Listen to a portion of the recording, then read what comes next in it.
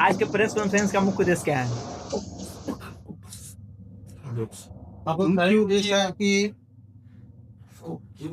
कल हम लोग भ्रमण के दौरान विश्वकर्मा चौक अठमुहान के पास से जब रिटर्न हो रहे थे तो कुछ असामाजिक तत्व के लोग हम लोगों के कार्यकर्ता के साथ अभद्र व्यवहार किया, गाड़ी पर लात गुस्सा से मारा, जिसको समझाने के लिए हमने उतरकर अपने कार्यकर्ता को उतार करके सब लोगों को गाड़ी में पैक कर करके भेज दिए। जब मैं गाड़ी पर चढ़ने जा रहा था तो पीछे से पकड़ के मेरे ऊपर हमला कर दिया गया। ये कहीं से भी हमको समझ में नहीं आया कि आखिर ऐसा मेरे ऊपर हुआ क्यों।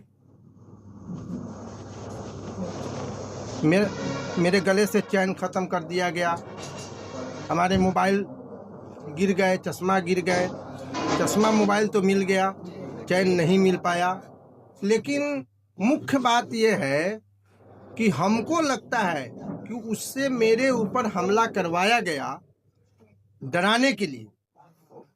तो मैं कहना चाहता हूं कि मैं जब मुखिया का चुनाव जीता था तो जब मैंने जनता दरबार चालू किया तो जनता दरबार को बंद कराने के लिए बहुत सारे प्रयास किए गए।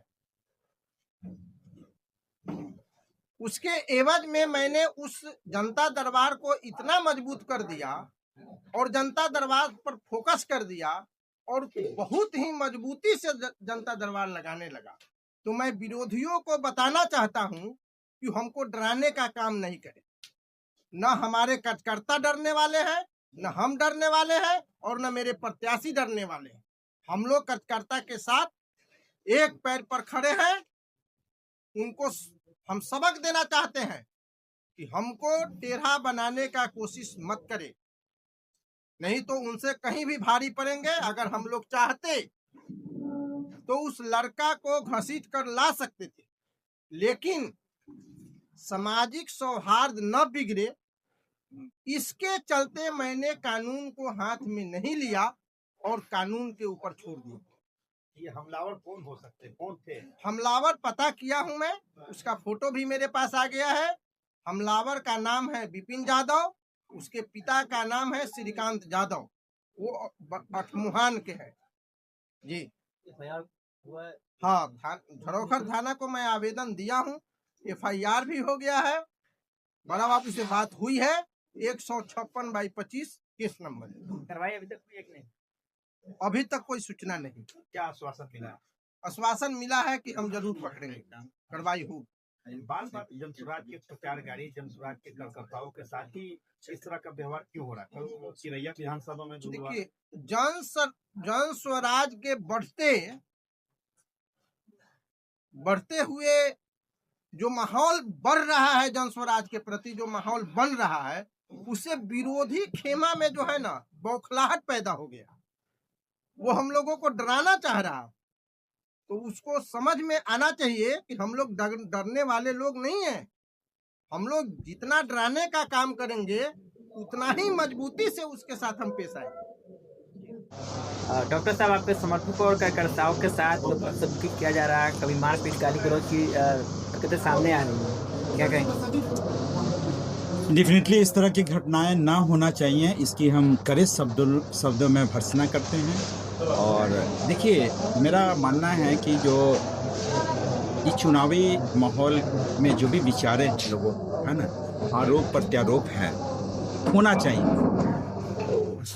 विचारों में मतभेद होता है, आरोप प्रत्यारोप होता है, ये तो लोकतंत्र का हिस्सा है। लेकिन इस तरह की घटना और गाड़ियों के साथ तोड़ फोड़ करना, कार्यकर्ताओं के साथ इस तरह का दुर्व्यवहार तो नहीं होनी चाहिए। मैं तो अपील करूंगा, मैं सारे यहाँ के जितने जो भी पर्यवेक्षक है, चुनाव आयोग का जो भी गाइडलाइंस है उसके तहत काम होना चाहिए। एंड लॉ एंड ऑर्डर से भी रिक्वेस्ट होना चाहिए कि इस तरह का घटना अंजाम ना दे।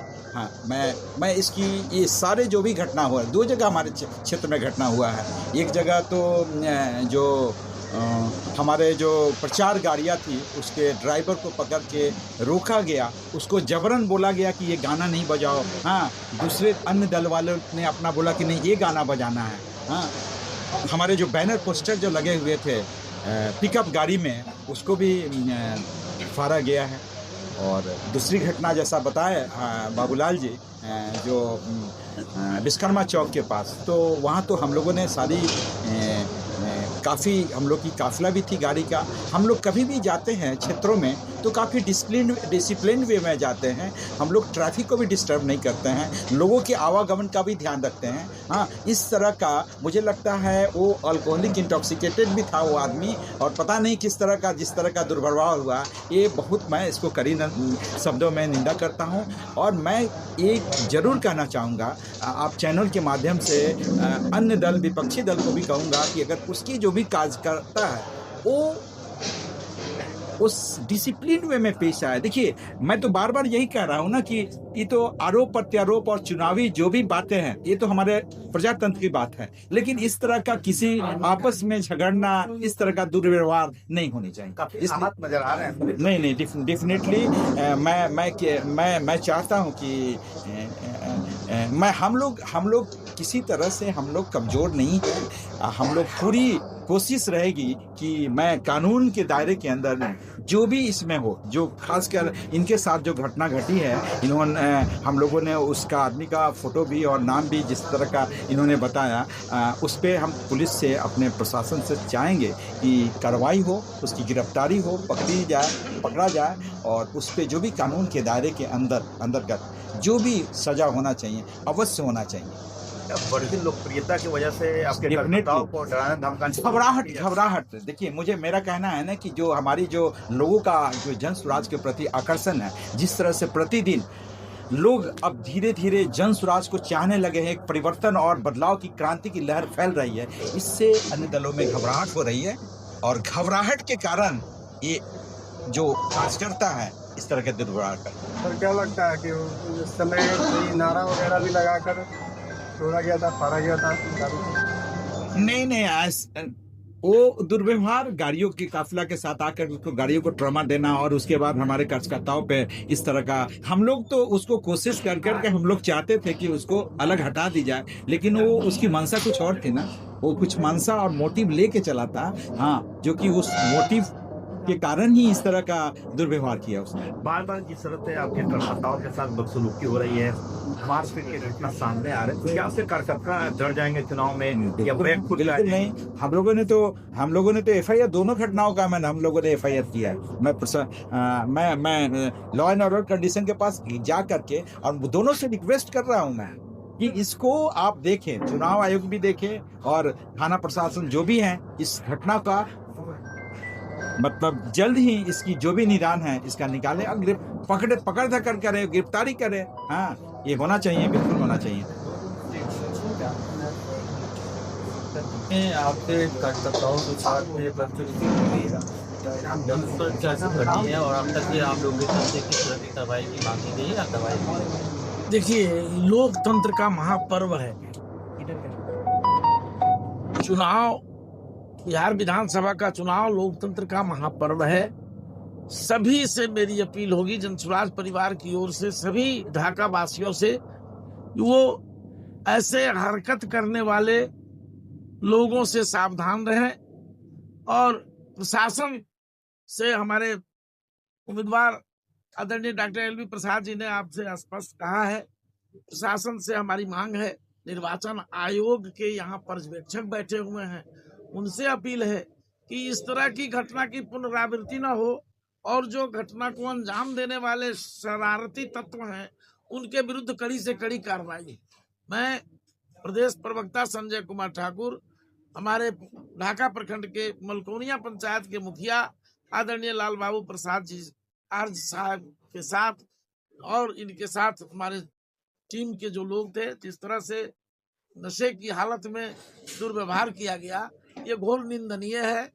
इसकी जितनी भी कड़े शब्दों में भर्त्सना की जाए, लोकतंत्र में इस ऐसे कारनामे की कोई जगह नहीं है। संजय जी, ये लोग किसी पार्टी से या संगठन से जुड़े हुए व्यक्ति हैं या फिर यूं ही कोई? ये ईश्वर जाने कि उनकी मानसिकता किस पार्टी से जुड़ी रही है और वो किन कारणों से किसके उकसावे में आकर, किसके बहकावे में आकर इस तरह की हरकत की, ये जांच का विषय है। प्रशासन को इसीलिए आवेदन दे दिया गया है। थाना प्रभारी घोड़ासहान जरौखर कार्रवाई का आश्वासन दे चुके हैं। इधर पचपकड़ी थाना प्रभारी भी पचपकड़ी के दाऊद नगर में जो रक्षा बता रहे थे घटना, ड्राइवर के साथ छेड़छाड़ करने और हमारे प्रचार वाहन के साथ तोड़फोड़ करने के भी आवेदन पचपकड़ी थाना में दे दिए गए हैं। उन्होंने भी आश्वस्त किया है कि हम छानबीन करेंगे और सही दोषी की तलाश करेंगे, पकड़ेंगे। कोई कार्रवाई नहीं आपने कहा अभी तक नहीं हुई है, लेकिन हमें उम्मीद है कि ये दोनों थाना अध्यक्ष निश्चित रूप से इस दिशा में ठोस कदम उठाएंगे। और निर्वाचन आयोग से अपील करूंगा, जो उनके पर्यवेक्षक इस परिक्षेत्र के लिए तैनात है, उनसे आग्रह करूंगा कि वो इस मामले की मॉनिटरिंग करें अपने स्तर से और थाना पर इसकी इंक्वायरी करते रहे, मॉनिटरिंग करते रहे। आपने कहा कि भूमिदार समाज अपमान, देखिए, कोई जरूरी नहीं है कि सभी जादव, ठीक है आपका प्रश्न मैं समझ लिया, कोई जरूरी नहीं है। ऐसा हो झाड़ सभा ढाका पहुंचना है। देखिए, इस तरह की हरकत तो मोकामा में भी हुई है, लेकिन जातीय उन्माद फैलाना, सामाजिक सद्भाव में अवरोधक पैदा करना, सांप्रदायिक सद्भाव की राजनीति करना के लिए प्रयास करना, ये हमारी कोशिश है। ये जन सुराज का प्रयास है कि हम हर तरह से सामाजिक सांस्कृतिक का सौहार्द बनाए रखें और एक भाईचारगी का जो संदेश है। देखिए, चूंकि हमारा जनसुराज महात्मा गांधी के और बाबा साहब भीमराव अंबेडकर के आइडियोलॉजी के साथ, इसलिए हम अहिंसा परमो धर्मः के पुजारी हैं। इसलिए इस तरह की कोई भी हिंसक गतिविधि अगर किसी क्षेत्र में होती है, पूरे बिहार से लेकर ढाका तक, तो ये दुर्भाग्यपूर्ण घटना माना जाएगा, लोकतंत्र के लिए मजाक समझा जाएगा। इसलिए लोकतंत्र के इस महापर्व को सद्भाव और शांति के साथ, सौहार्द के साथ मनाने की अपील जन सुराज की ओर से हम ढाका वासियों और बिहार वासियों से। चिरैया विधानसभा में भी आपके प्रत्याशी जो है उसके गाड़ी को रोक करके जबरन कहा गया। आप लोग जान, आपको मैं बताऊं कि जन सुराज की बढ़ती ताकत, उसकी बढ़ती लोकप्रियता और जीतने की लड़ाई लड़ रहे जनसुराज के कार्यकर्ताओं के हौसला काफी बुलंद है। पूरे बिहार में जनसुराज एक ऐसा इनकलाब लाने जा रहा है बिहारियों की ताकत के बल पर, जिससे ये विरोधी घबराए हुए हैं, दहशत में है। चाहे वो नालंदा में हो, मोकामा में हो, चाहे वो ढाका में हो, चाहे वो चिरैया में हो, चाहे बिहार के किसी भी कोने में अगर जनसुराज के लोगों पर विरोधियों द्वारा हमले किए जा रहे हैं, तो आप कार्ल मार्क्स को याद करिए। मार्क्स ने कहा था कि जब मेरा विरोध होने लगे, जब मुझे गालियां मिलने लगे, तो समझो कि मैं सबसे ज्यादा लोकप्रिय हूँ। तो आज जनसुराज बिहार में सबसे ज्यादा लोकप्रिय हो चुका है। इसलिए राजद महागठबंधन और भारतीय जनता पार्टी महागठबंधन दोनों भयभीत है और दोनों परेशान है। आपको उदाहरण देने की जरूरत है क्या? अभी अभी भारत सरकार के गृह मंत्री हमारे उम्मीदवार को अपचारित करके रखे रहे, 12 घंटे तक नॉमिनेशन नहीं करने दिया गया।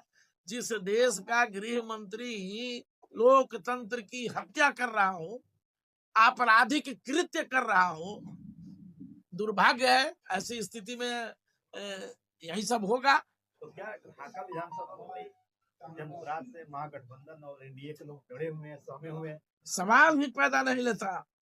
आप भ्रम में नहीं रहे। किसी भी सवाल है, जनसुराज के गठबंधन और महागठबंधन के लोग डरे हुए। जनसुराज से भाजपा गठबंधन और महागठबंधन दोनों भयभीत हैं और दोनों की चूलें हिल चुकी हैं।